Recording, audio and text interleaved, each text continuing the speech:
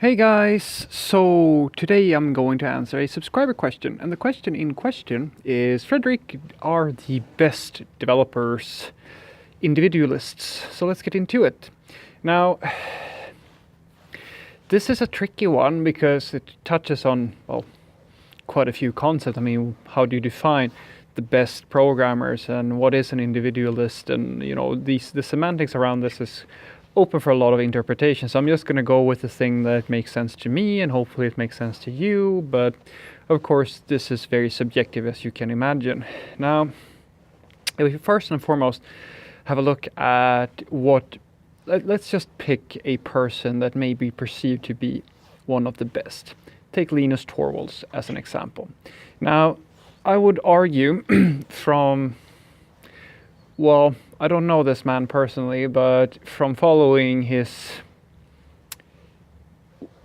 career so far and having a look at the way that he interacts with other contributors and other people, he seems to be, I would argue that this man has had, at the very least, a very individualist mind, individualists, I can't say the word, individualists mindset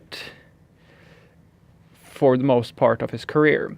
Now, in recent time, he's actually submitted a formal apology for the way that he has been acting towards other people within the IT community. And I'm not going to say this or that because, as I said, I don't know him myself. All I know is that I'm very grateful for the contributions that he has made.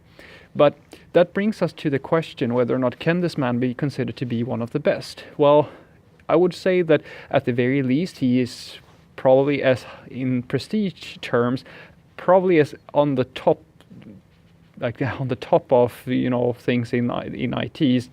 He is definitely going to be remembered in the history books of IT.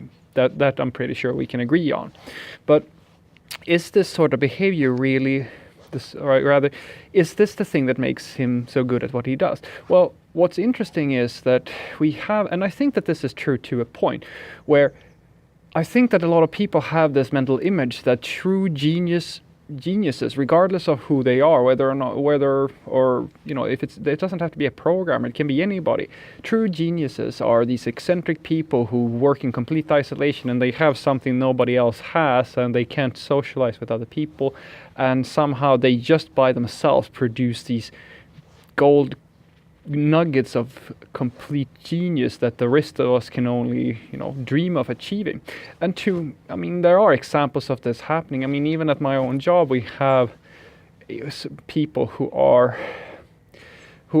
very well fit this model, this mental model that we have of a genius programmer, where they are absolutely amazing if you give them some code or a complicated problem to solve, and they will produce absolutely amazing solutions.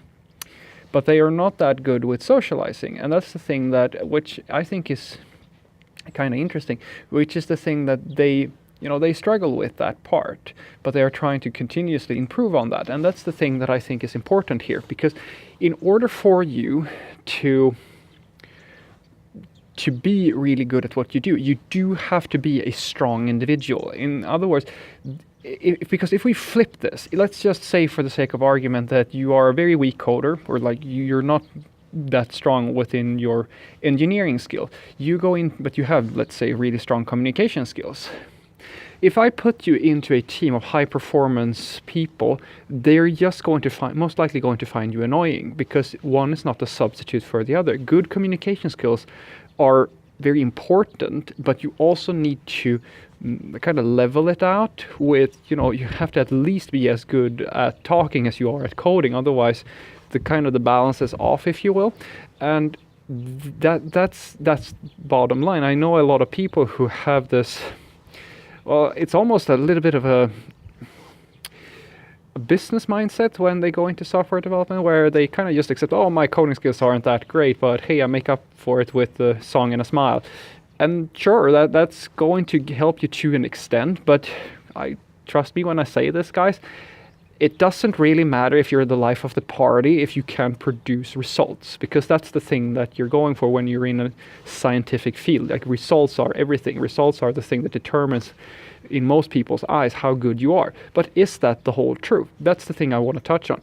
I don't think it is, because if even Linus Torvalds can, after so much time, come up and say, I need to improve in this area, I need to take some personal time and do something about this, because this is a limitation on myself.